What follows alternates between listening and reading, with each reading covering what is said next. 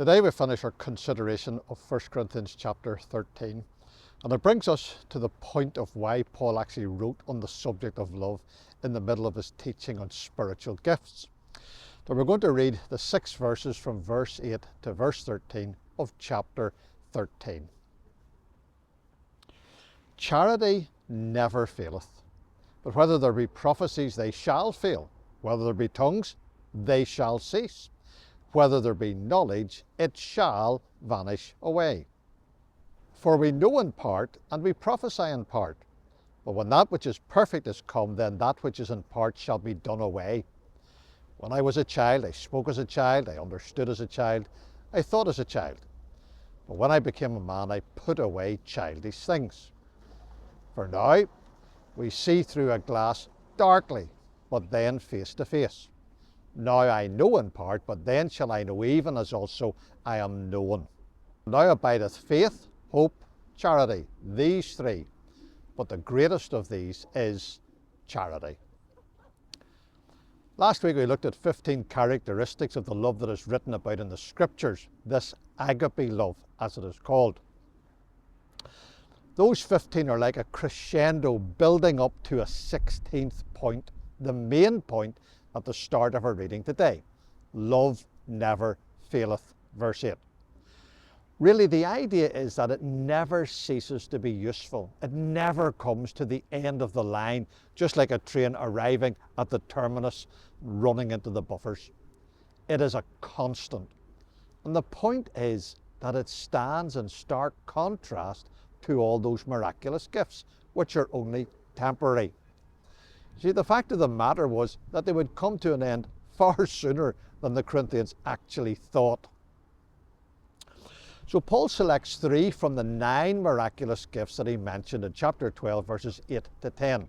And this is what he writes. Prophecies, they shall fail. Tongues, they shall cease. Knowledge, it shall vanish away, in verse 8.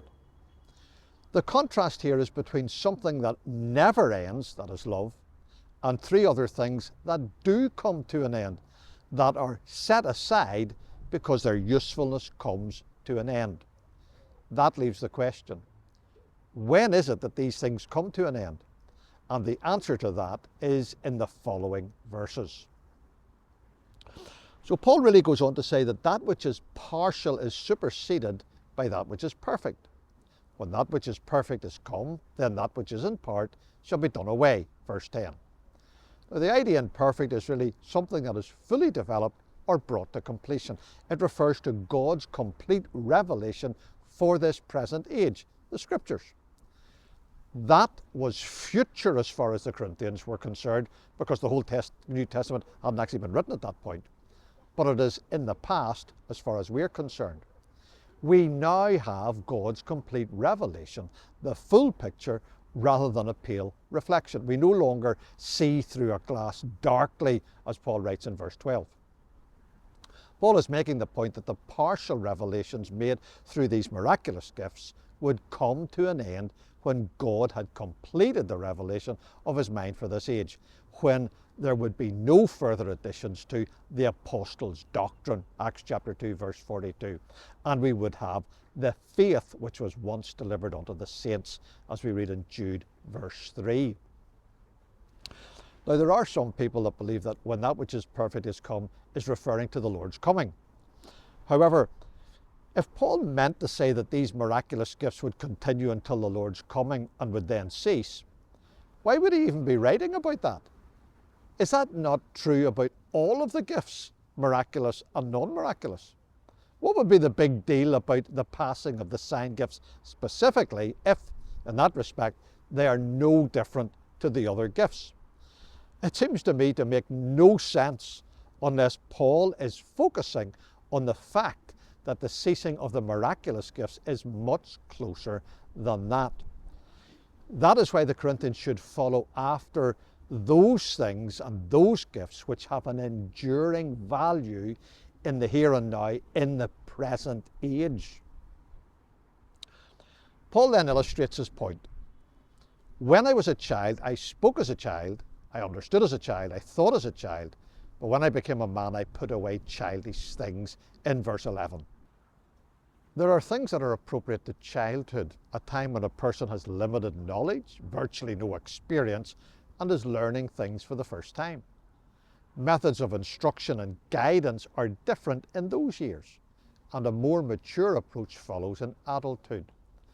The impressionableness of childhood is left behind, and a more experiential approach follows. That was the case with those miraculous gifts.